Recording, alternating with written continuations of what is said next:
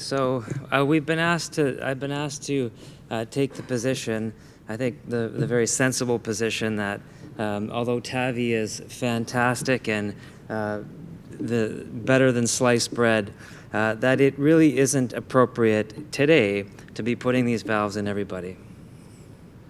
So a few words about my good friend, since he had a few words about me.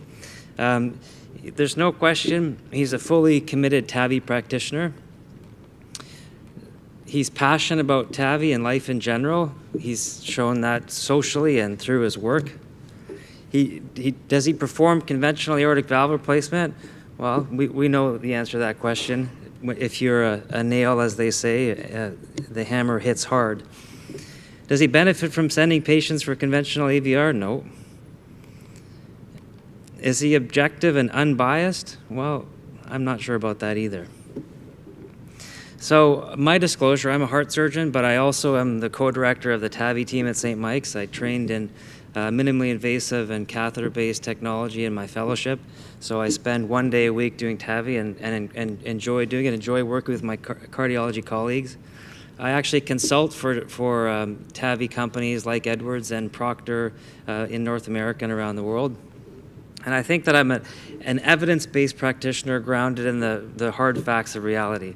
And in fact, I appreciate the quote that he lifted from the newspaper article that he showed, because it was really actually a description to the reporter about how patients should lead practice primary prevention and do everything they can to avoid having developing a disease and actually coming to see me. So, but I appreciate how you took the quote out of context. That's typical for how cardiologists such as yourself will interpret the evidence and use it to their own liking. So really the most important part of the debate is let's define the question. The question is, what is the question?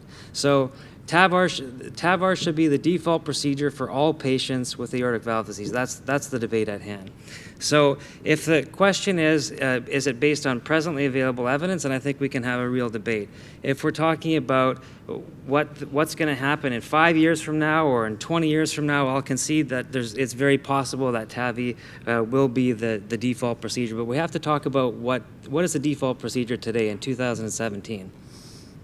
So Dr. Radhakrishnan, based on that beautiful talk, would already say that for all the various subsets of patients that we see, not just the high risk, inoperable, and reoperations, valve-in-valve, even the low-risk patients should be getting TAVI. He told us that this is based on better planning, better valves, better evidence in the intermediate risk patients, and basically a general progression of the field towards 0% mortality and 0 paravalvular leak. So we all know what standard aortic valve replacements are. It's common. We know the survival is excellent. I'll show you a little bit of data. We don't have problems with paravalvular leak. Very low rate of pacemaker. Excellent durability data. He showed us some of it.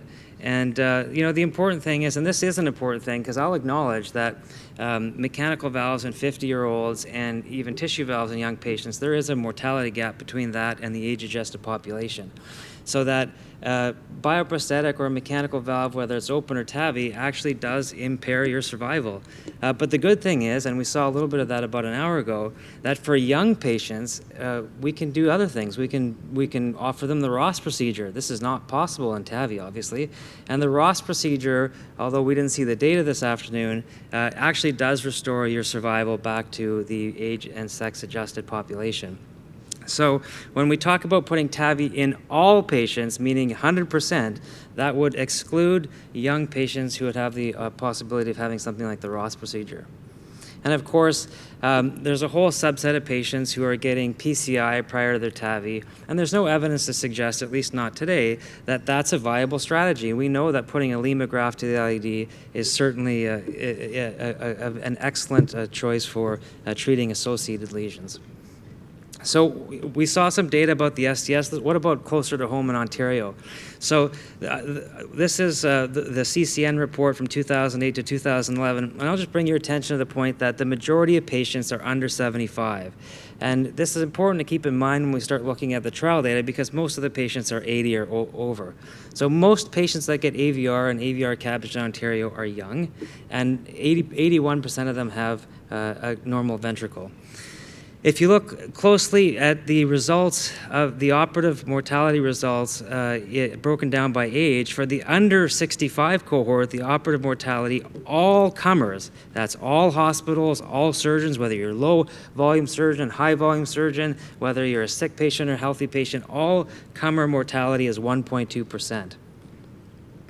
And if you look at all, this is under 65, if you look at all of the AVRs done in Ontario in that time period, 2,600 of them, the overall mortality is 2%, and that includes all types of ventricular function, all ages. So that's an important bar to keep in mind when we're evaluating how people are performing in the low and intermediate risk trials. And this is, I think, the comment about durability. There's lots of data about durability, although there's been no randomized trials. Do you have a laser pointer? Oh, sorry. Yeah, thank you. So you can see that this freedom from structural valve degeneration at 10 years is 97%, and freedom from reoperation is also similarly excellent. We know this data. I won't go over it. I concede. High-risk patients or inoperable patients, TAVI is an excellent option, no doubt. What about patients that are not high risk or intermediate risk? We saw some of that data. There's the Partner 2 studies. There's the TAVI studies that have been recently published.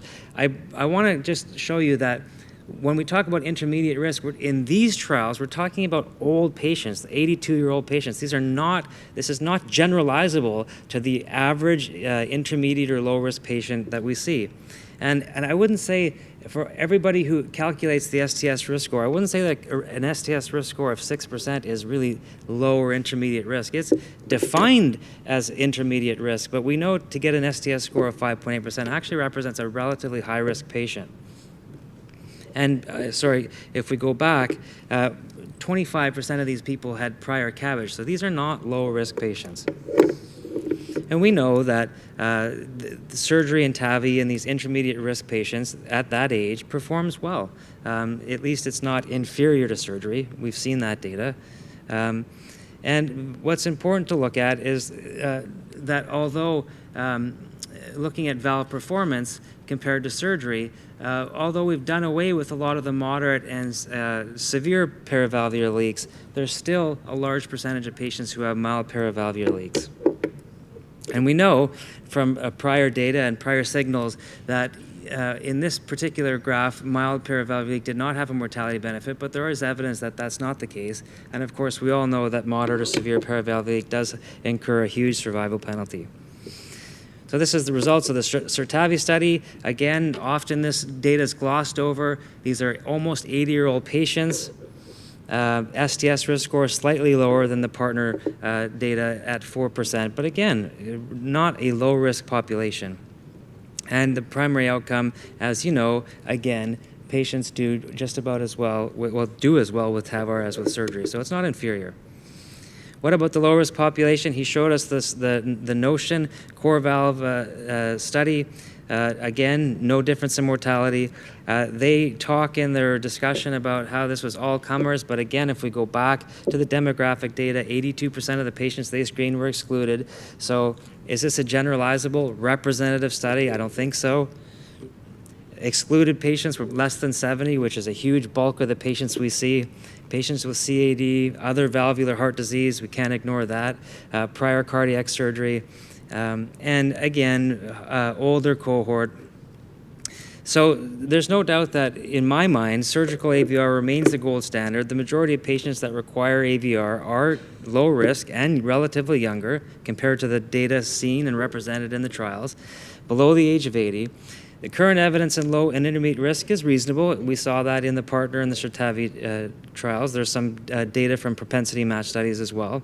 But again, not generalizable to the majority of the patients that we treat with aortic stenosis. So what about paravalvular regurgitation? Well, we know that the signal is clear for moderate to severe paravalvular regurgitation that this increases mortality. What about mild paravalvular leak? This is just looking at moderate or severe paravalvular leak in a number of studies. Obviously, you incur a mortality penalty if you're off to the right of this line, and both for core valve and for Edwards, that signal is very clear. PV leak increases mortality. Is SAPIEN 3 the answer? There was the SAPIEN 3 study done in intermediate risk patients, and yeah, sure, there's very little moderate to severe paravalvular leak, but 40% of them still have mild paravalvular leak, so it has not eliminated the problem. And we know from a similar meta-analysis that even mild paravalvular leak has a signal for increased mortality. What about durability? He touched on this. There's a number of studies looking at it. What's really important to remember, and so this is just a study in surgical valves that shows that there is a difference in how valves perform in various ages of life. Clearly, if you're quite young when you have a surgical valve put in, they don't last very long. And if you're older, you have a better durability. But the most important thing is no matter what valve you get, even the MitraFlow, no matter how old you are, that the first 7 years of the experience, there's very little signal to valve degeneration or deterioration. And if I remember, the data he showed us went out to 7 years. So we wouldn't actually expect a signal for structural valve deterioration before 5 to 7 years, based on the history of how valves perform in the open surgical literature. We don't know what the effect of crimping is on long-term durability. It certainly seems to be okay up to about 5, 6 years. We don't know how that's going to translate into 10, 15, and 20-year durability. This is a study that was presented by Danny DeVere at EuroPCR in 2016.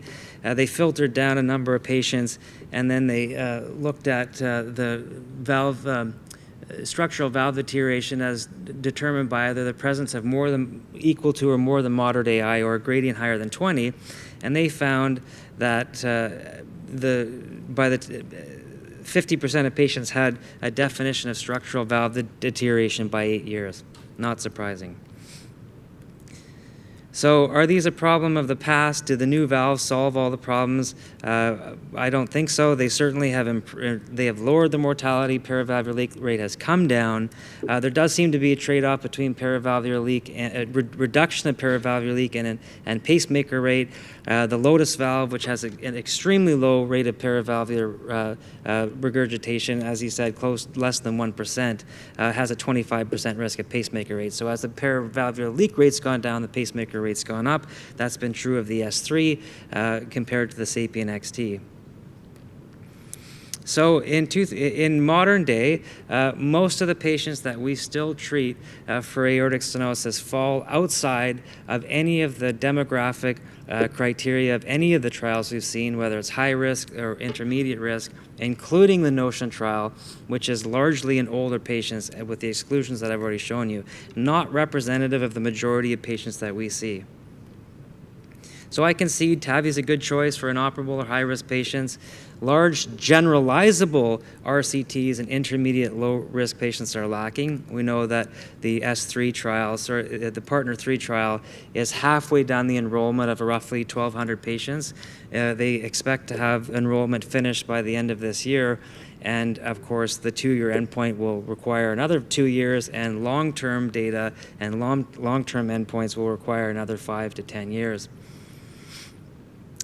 Surgical AVR, in my opinion, remains the gold standard for most patients for isolated AVR and including quite easy treatment of concomitant lesions. And we know, this is from your own city, that the majority of patients that we are looking to treat are low risk. So again, most of these patients that we see on a day-to-day basis fall outside of the category of those trials. So what are the unresolved issues? The majority of patients with aortic stenosis are low risk. There's no published randomized trials in low risk, randomized trials. This data won't be available for many years.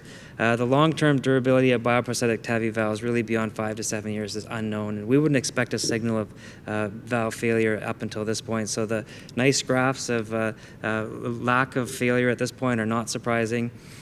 What about future? And if you start putting these TAVI valves in young patients, how are we going to access their coronary arteries? What's the long-term consequences of pacemaker, particularly in young patients? It was a nice graph that he showed us going out to 24 months, but show me the 5 and 10-year data, and show me how a pacemaker and a TAVI valve impacts the functional capacity of a 50-year-old. And of course, we haven't even talked about funding. These are expensive valves. Since we've been doing TAVI at our institution since 2009, the valves started out at $20,000, and now they're $25,000. So they're not becoming less expensive; they're becoming more expensive. So the question, so as Ferris Bueller would say, the question isn't what are we going to do, which really should be the question. It seems that the question in TAVI is now the question is what aren't we going to do? But I would urge you to move forward cautiously. I embrace TAVI fully. Excellent technology. It will get better. And perhaps in 50 years, we'll be doing all patients with TAVI valve. But in the immediate future and the present, I think a surgical valve replacement is an excellent option. Thank you very much.